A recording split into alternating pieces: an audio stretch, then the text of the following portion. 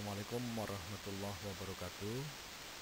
Eh, Pertama-tama, mari kita panjatkan puji syukur kehadirat Allah Subhanahu wa taala di mana kita masih diberikan nikmat keimanan dan kesehatan sehingga kita masih bertatap muka dalam rangka membahas tentang materi kuliah yang diamanahkan kepada Bapak mengenai interaksi manusia dan komputer. Sebelum kita memulai materi ini, mari kita buka dengan sama-sama membaca lafaz basmalah. Bismillahirrahmanirrahim. Selanjutnya, teman-teman ini ada di prodi di Fakultas Teknologi Informasi, prodinya Sistem Informasi ya. Namun sebelum kita masuk, Bapak akan menyampaikan satu ayat ya dari Al-Quran mengenai prinsip hidup profesional proporsional ya antara dunia dan akhirat. Adanya di dalam Quran surat Al-Qasas surah 28 ayat 77. Yang bunyinya auzubillahi minasyaitonirrajim. Wabtagi fima ataqallahu darul akhirah wala tansa nasibaka minad dunya wa ahsin kama ahsanallahu ilaika wala tabghil fasada fil ard innallaha la yuhibbul mufsidin, yang artinya, dan carilah pada apa yang telah dianugerahkan Allah kepadamu. Ya, kita disuruh mencari ya apa yang telah dianugerahkan kepada Allah, yaitu kebahagiaan negeri akhirat. Dan janganlah kamu melupakan bagianmu dari kenikmatan duniawi, dan berbuat baiklah kepada orang lain sebagaimana Allah telah berbuat baik kepadamu.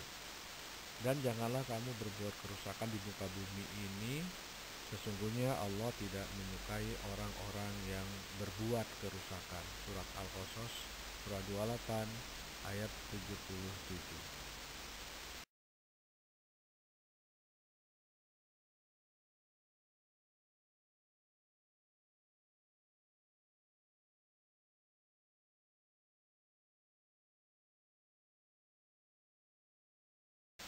Baik, pada pertemuan pertama ini ya, sebelum Bapak menyampaikan materi pendahuluan, Bapak akan sampaikan visi Universitas Selatan Samosir ya, menjadi Universitas Selatan Samosir yang unggul, berdaya saing global, berjiwa entrepreneur, berlandaskan akhlakul karimah.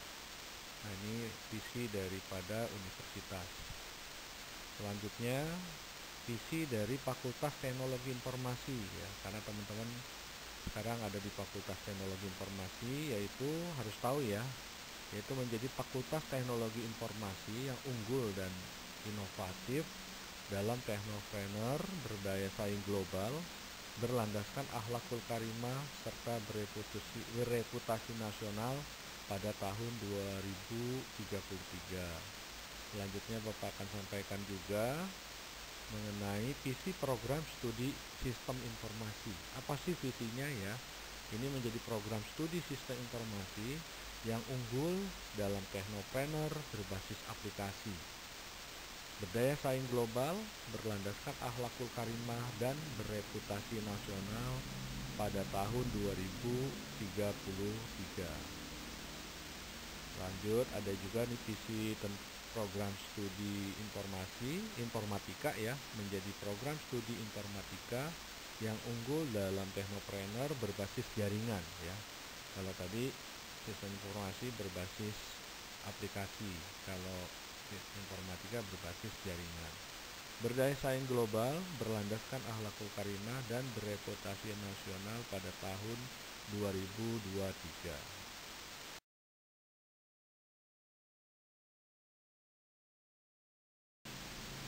Nah, pada pertemuan pertama ini ya, materi ke-1 yaitu mengenai pendahuluan interaksi manusia dan komputer ya.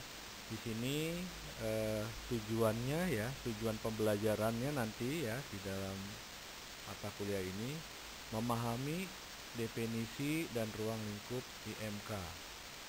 Kemudian tujuan selanjutnya menjelaskan peran IMK dalam pengembangan aplikasi, kemudian menyadari pentingnya aspek manusia dalam desain antar muka, dan menghubungkan IMK dengan aplikasi sehari-hari.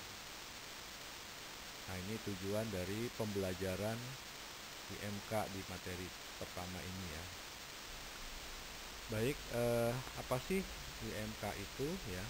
Nah, kalau kita lihat definisi dari IMK, interaksi manusia komputer, ilmu yang mempelajari interaksi antara manusia, ya, user, dengan komputer atau sistem aplikasi. Definisi IMK ini juga fokus ya, kita fokus pada perancangan antarmuka yang efektif, efisien, dan menyenangkan. Di dalam definisi IMK ini juga kita nanti akan menggabungkan ilmu komputer, psikologi, desain, dan ergonomi ya. Nah, ini mengenai definisi dari IMK, interaksi manusia dan komputer.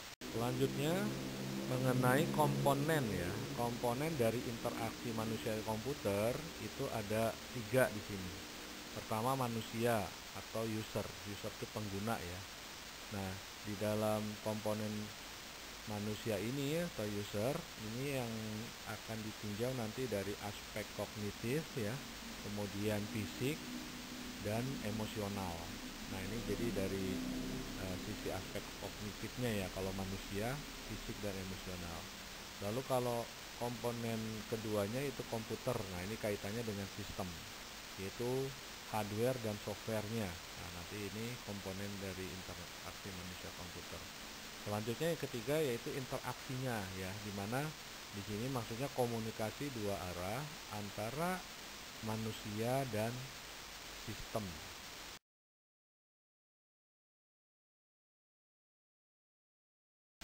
Tujuan dari interaksi manusia komputer, satu, meningkatkan usability, maksudnya mudah digunakan dan cepat dipelajari ya. Jadi usability ini mengandung arti mudah digunakan dan cepat dipelajari.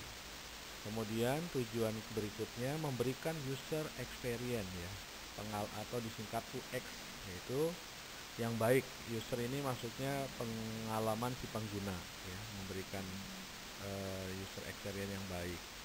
Tujuan selanjutnya meminimalisir kesalahan pengguna ya. Jadi tujuannya itu selanjutnya yaitu menciptakan aplikasi user friendly ya. User friendly ini ya kenyamanan dan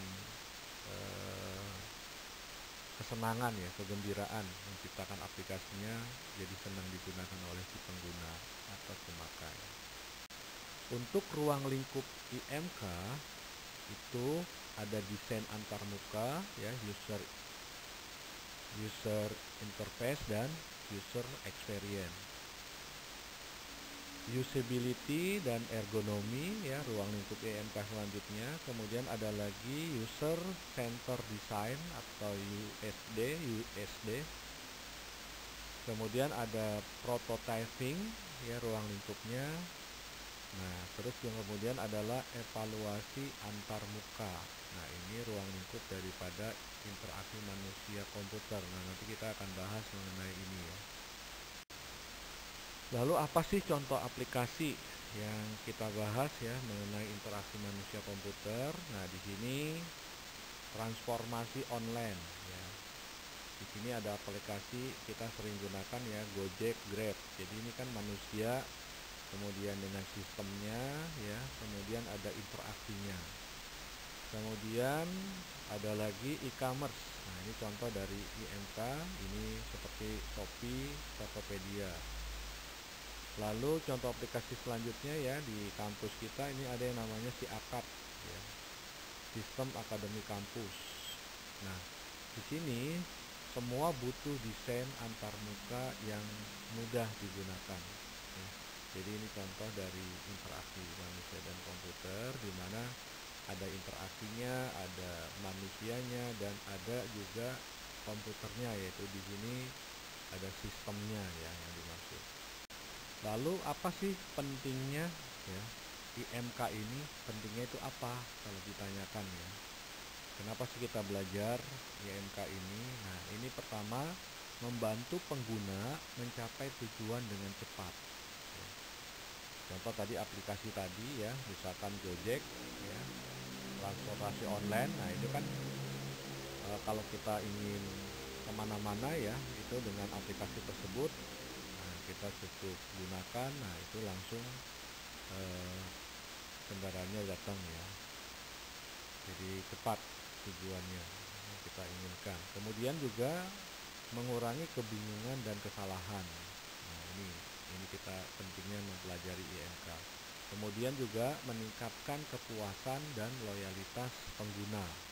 Nah, ini pentingnya IMK. Kemudian menjadi faktor penentu keberhasilan dari aplikasi. Nah, itu pentingnya IMK ya di dalam materi kuliah yang kita pelajari.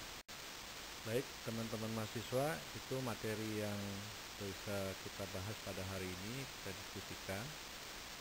Kalau ada yang belum paham, nanti bisa dibaca kembali ya dalam video ini.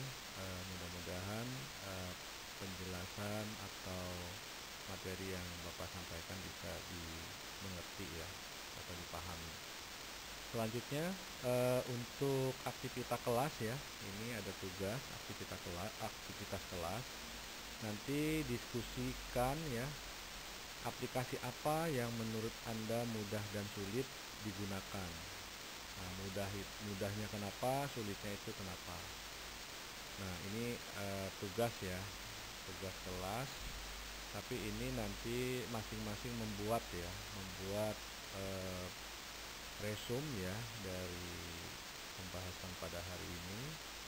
Nah, untuk latihannya nanti identifikasi komponen IMK pada aplikasi sehari-hari. Nah, nanti tugas ini dikumpulkan pada pertemuan minggu selanjutnya ya.